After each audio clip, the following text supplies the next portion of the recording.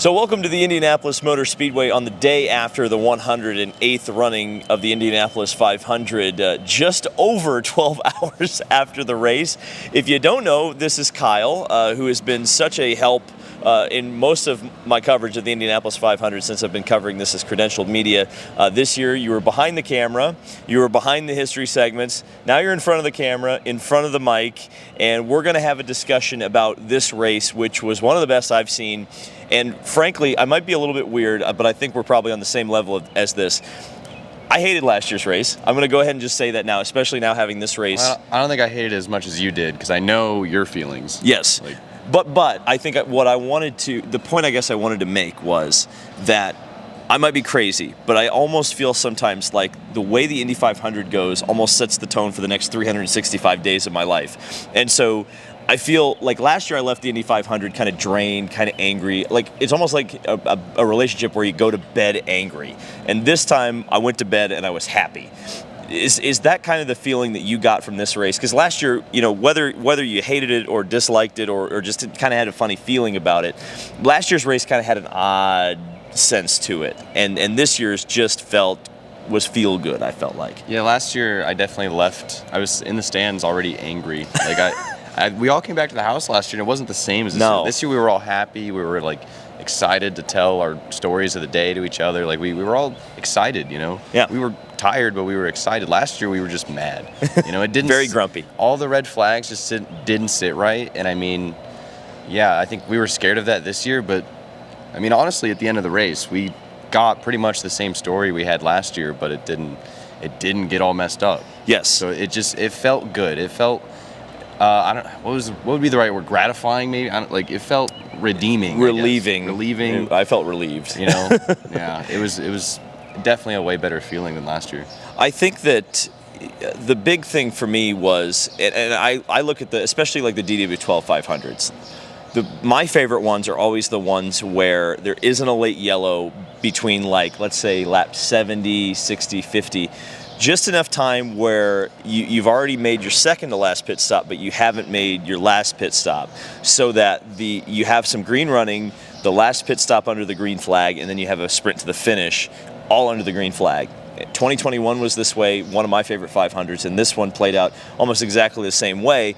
And when that happens, I can't ever have a question about who deserved to win the race, because not only did the car have to perform, the driver had to perform, and the pit crew had to perform. So all of those elements worked together, and Joseph Newgarden won the Indy 500 in just very, very compelling fashion, I felt.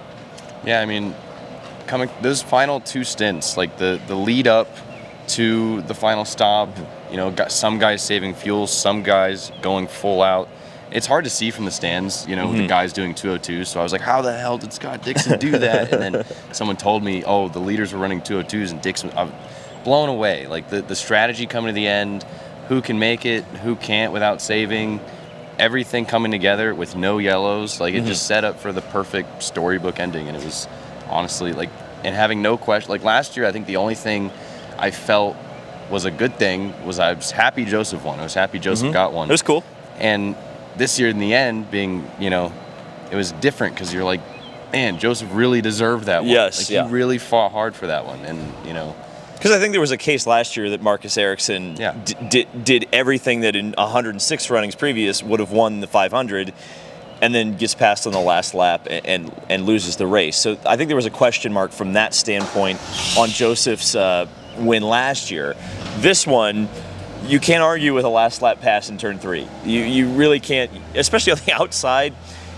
The only pass I've ever seen that kind of came close to that was Elio on Sato in 2017, and even then that wasn't a race-winning pass. It wasn't on the last lap, and passing is so much more difficult now than it has been in the past. So I guess the one thing that I guess we'll discuss before we get into kind of more of the finer details of the racing, the actual race itself, was one of the things that I don't necessarily like about this era, and you brought it up, was the massive extreme fuel saving. 202 mile an hour laps. I mean, my God, we're in a 1983 at that point, you know? Maybe 1985. I think 83 they were running like 190. But like, we are we're kind of going back in time, and I don't necessarily think in a good way. And it's kind of weird because you can tell when the race is like that because everybody's packed up and nobody's falling off of the end of the pack and nobody wants to lead.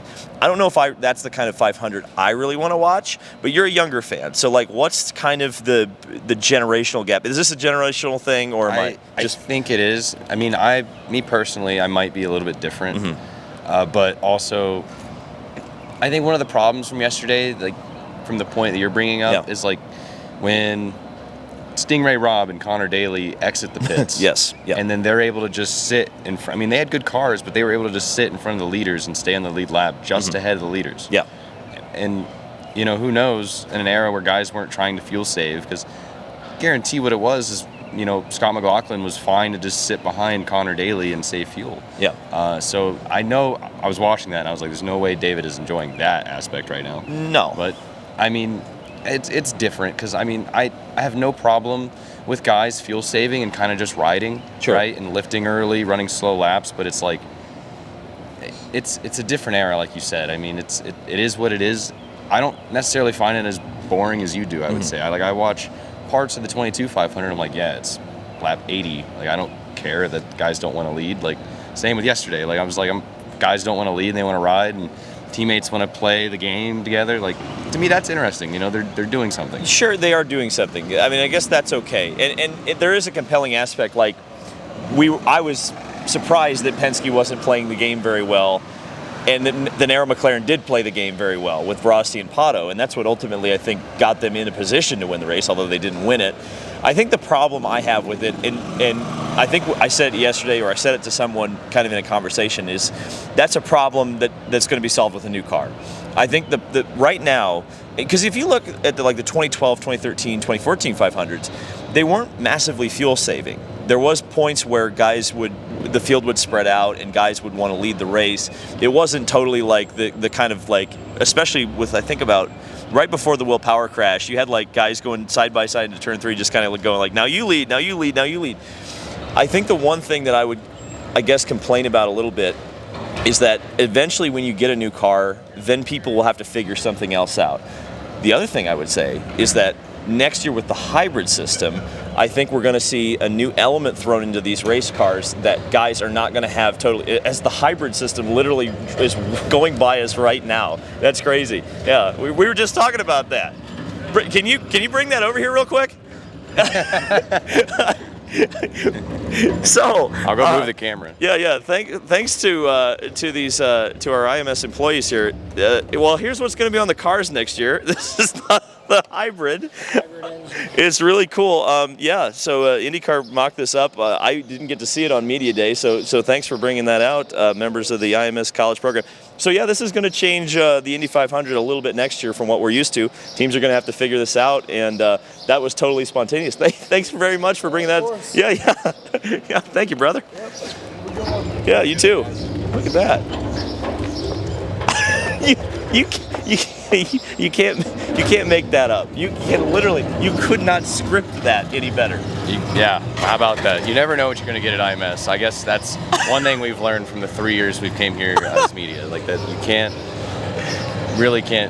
plan for anything. No, and we couldn't plan for yesterday either. The fact that the race started at 4:30, unprecedented for the Indy 500 at least. I know the Brickyard's a little bit different and kind of is a different history all to it in and of itself. But what did you think about the decision to get the race in and the fact that we got 500 miles? It didn't get dark. It didn't rain. IMS did a great job. I have been coming here for 11. That's my 11th race, 10 years. And you've come here for longer, and I can say that I have never experienced a 500 race day like yesterday. So if you've ever thought about coming to this race, like, you never know what you're going to get. Like, every race day for the 500 is not the same. Like, it was, like we were just saying, you never know what you're going to get, what's going to happen. We woke up, it's a normal day. Some things you don't get to do like you normally do. Like I didn't go to the grid at all because it was raining. We did the museum stuff.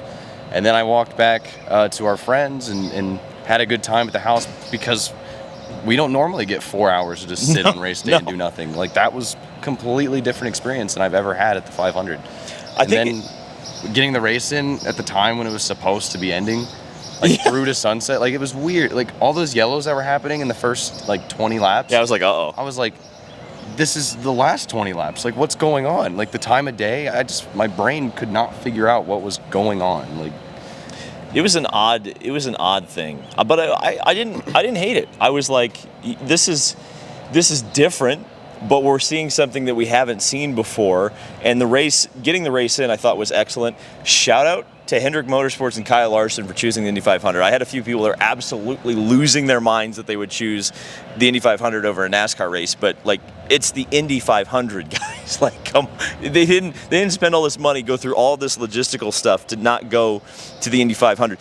Kyle, I wanted to bring up a few finer points of the video yesterday because I think you had a few points of contention that you just wanted to scream out. So let's have that discussion. Yeah, I sit behind the camera a lot of times and I'm like, no, yes. Number one, we had a crash on the back straight in 07, which was also the last time we had a rain event. I'll get you on that one. But the crash on the back straightaway in 07 was into the outside wall. I've never seen a car get spun into the inside grass. By the way, I watched the replay. Dixon moved down. Yeah. I don't know. Yeah. Look, man. I sit with a friend that's a Dixon fan, and me and him had a screaming match because he came down. It was clear as day. He came down, so he probably should have gotten an avoidable contact penalty. Yeah, I do.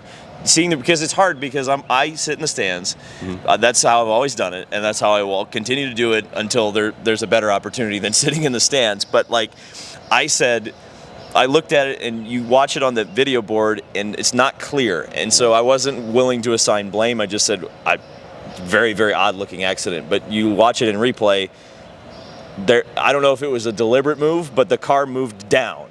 And at the end of the day, if you're going to call avoidable contact on Kyle Kirkwood getting brake checked in the pits, you have to call it at 225 miles an hour. I mean, if you're really looking at it, like it wasn't like a fully aggressive, like it's not obvious, I would say.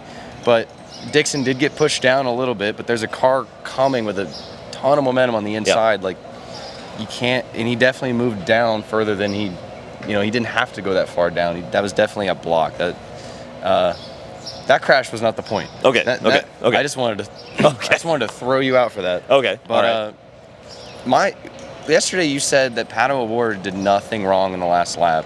You have a point of contention with that. I would say that's true. Like, looking back, if I was Pato, I wouldn't be ashamed of anything that I did. There wouldn't be like a glaring mistake. But something going into next year that I think we're going to talk about is if you look at the last laps, Joseph comes out of turn 2 and aggressively swings down to Snake, and he's under that white line. Pato does the same thing. And what does second place do? They just straight line it. Yep. And I think that Snake, you just kill your momentum just coming off of 2 and just going boom. I just don't. I think we're going to look back at the last 2 finishes, and guys might take notes on that and say, hey, because sitting in turn 3, we had a tailwind all day yesterday. Yep. That's always the first thing that I check when we get to the stands is, are we going to see a lot of passes today? Because, it's not a thing of, there's more passes in 1 than 3 always. If there's a huge headwind, you're going to get passes in turn 3. Mm-hmm. It's going to happen. And there weren't passes all day. And so when Joseph made that move, I just didn't know what to, that didn't happen all day.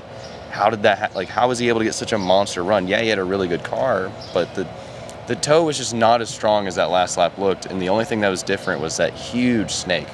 I think you're right about that, and it's kind of interesting because the Snake has been such a talking point since 2019 with Simon Pagenaud. Really, he was kind of the innovator of it, and yet I think there always has been a question mark of what if you just drove straight, and Joseph Newgarden just drove straight, and all of a sudden he's passing a guy on the outside.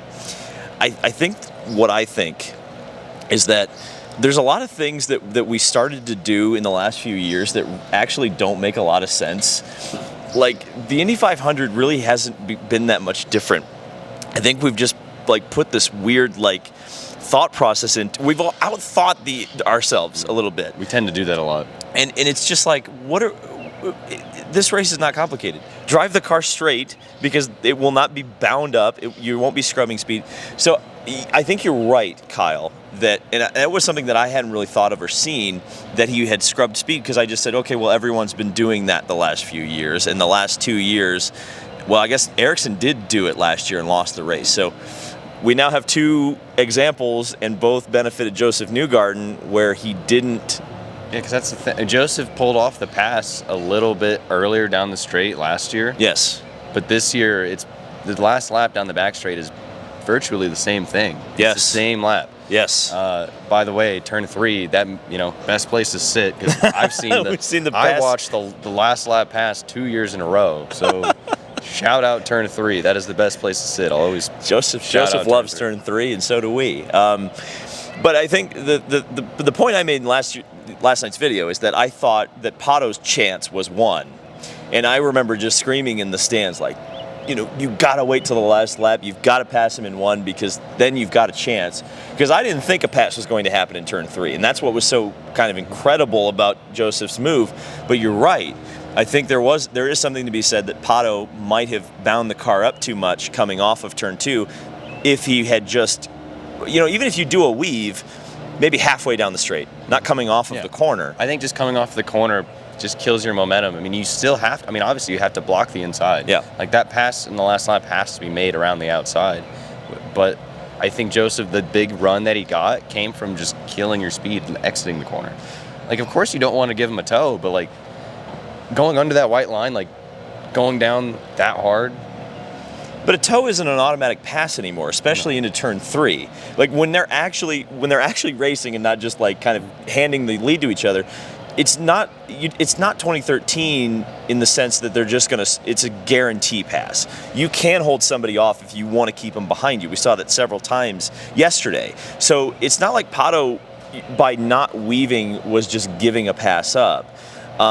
So I want to talk about Pato real quick, because a lot of people are like trying to make comparisons with him and guys like Michael Andretti or Scott Goodyear. But I think that he's Tony Kanaan. He's the new Tony Kanaan. Yeah. Is there any? What are the thoughts about Pato? Because you saw a lot more of the interviews. I heard the press conference. You actually saw the NBC interviews. What do you think about Pato and how devastated he was after yesterday's 500? Well, I think as media, we love this, right? Like we get it's basically another chapter in the book. We think he's gonna win this race someday. You look at guys that came close and didn't win it, like Carlos Munoz should have won it. You just look back at all the guys, similar to Pato's situation now, where it's the story now, right? You come into the year and you're just, some fans, some of us say, oh, I wouldn't want that guy to win because, I want him to earn it. I want that, unless he goes out there and just You're talking about Kyle Larson, by the way. No. Fernando Alonso. It's just, it's better for us to have this story to me than for him to just gone up, like, it's gonna happen. It's gonna come, and when it does, it's gonna feel it's even better. Oh God! Everybody's crowd's the day gonna go Pato nuts. wins, the crowd's gonna go crazy, and I just can't imagine how that's gonna feel for Pato. I mentioned Kyle Larson. What's your evaluation of him? His Twitter message, I felt like that he put out this morning. I don't know if you saw it, but like he was so apologetic, and I kind of feel the same way about Larson that I do about the engine suppliers. Don't apologize for that. Don't apologize. Like. There was, and I get it, he's a racer. He's born to win races. And he's born to run up front. And he was running up front. He was doing everything right, was Kyle Larson. But the thing that I want to say about Kyle Larson is that I think there was a certain expectation that I had that he was going to make a mistake this year. It was going to happen. I think I literally said speeding penalty on Eric Esteff's show. That was an expectation. It was going to happen. The fact that it did is not a surprise. It would have been a surprise if he hadn't made a mistake. So what's your evaluation of Kyle Larson? Because, this guy was awesome. Just awesome.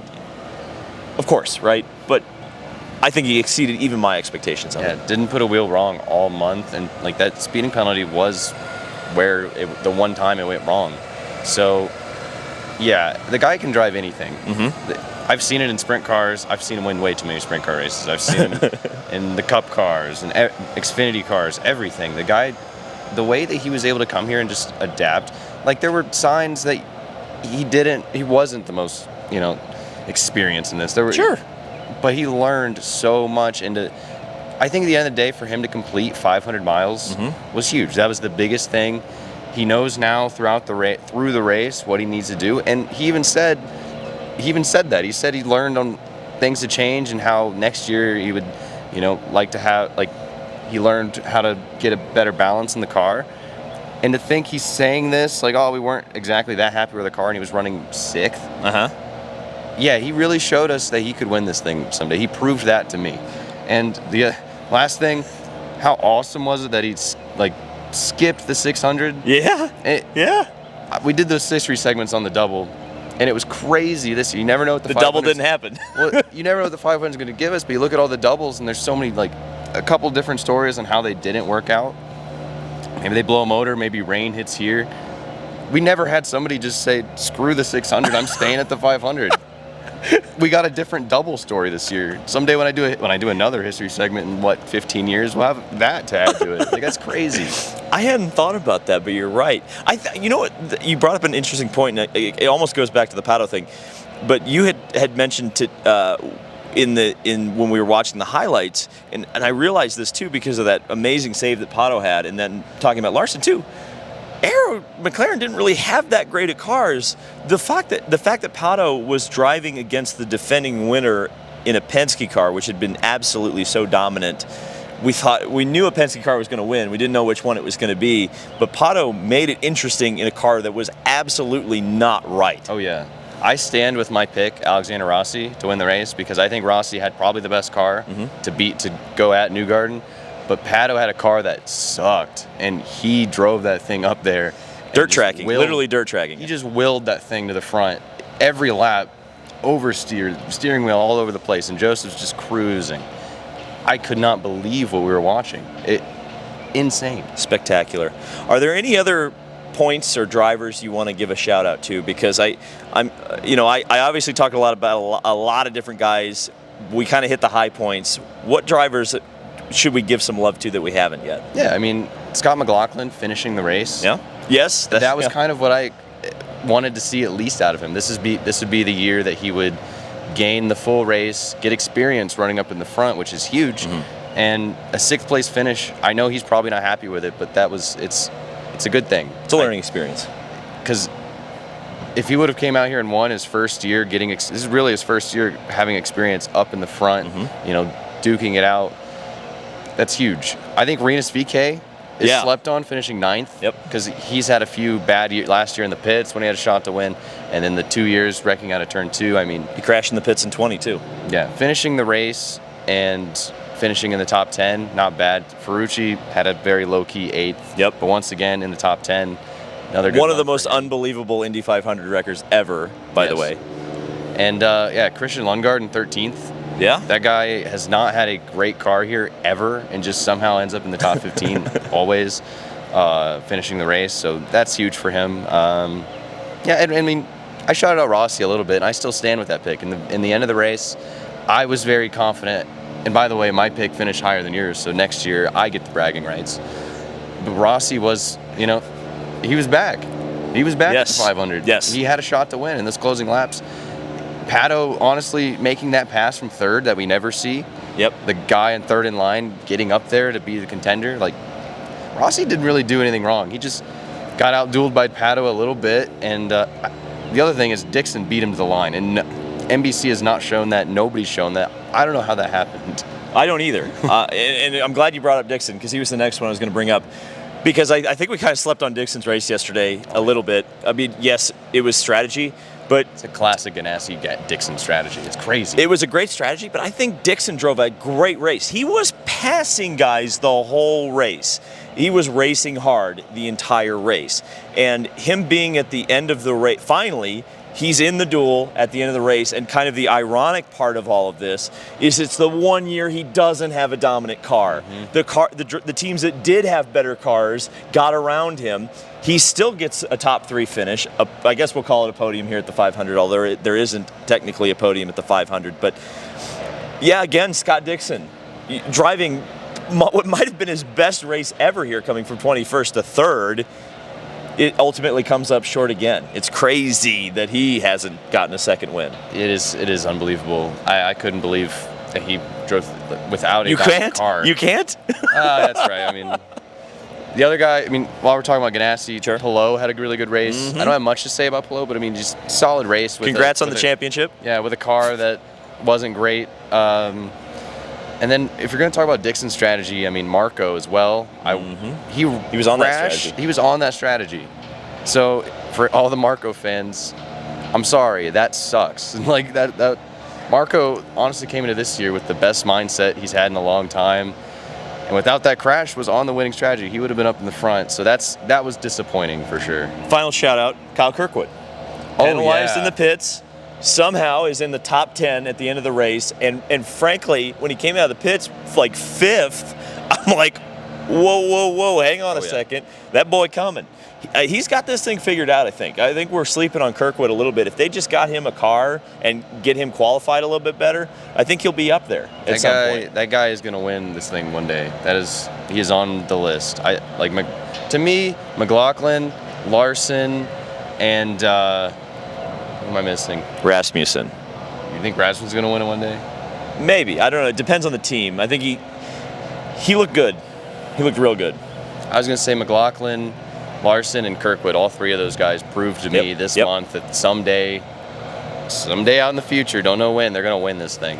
Pato as well, but that was a given. Pato, yeah, that's an obvious one. That's obvious.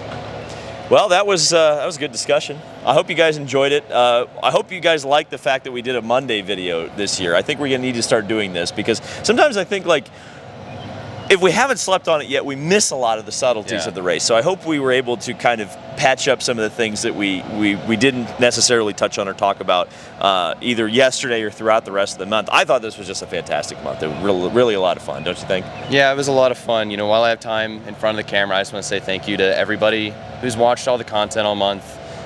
Even the guy, and especially the guy that recognized me at the track. Everybody at the track. That's fair. That's fair. This month is so special. I think that was Cooking in the Dark, by the way. Cooking in the Dark. Shout out. But this month is so special. This one really felt different. It had a different energy to it. Everything clicked so well. You know, all the history segments were so much fun to make, as always. I can't wait to do them again next year. And shout out to everybody who helps, bring me out here. Because without you guys, my pal Dave wouldn't be able to bring me out. And, I love it. This is my dream, and I'm glad I got to do it again. Yeah, and I would echo those statements totally. And so that's another month of May. Oh yeah, and thank you, bro. Yeah, you know it, brother. You know it. It's another month of May in the books. Looking forward to covering Detroit. Wink. And we'll see. It'll be fun. I mean, obviously we've got a lot of storylines to touch on coming out of here, and I haven't covered Detroit in its current form yet, so that'll definitely be an experience. With IMSA. And IMSA. We get a little bit of IMSA coverage back, so that'll be a lot of fun. But I cannot wait to come back here 365 days from now and find out what the next chapter in this amazing 108-page history is. Let me hibernate and wake me up 364 days from now. Yeah, honestly, can I just get in a cryogenic chamber? I just need to live this month, honestly. Thank you guys so much for watching all of the content this month. Thanks for all of the support. It means so much. And we'll see you in the next video.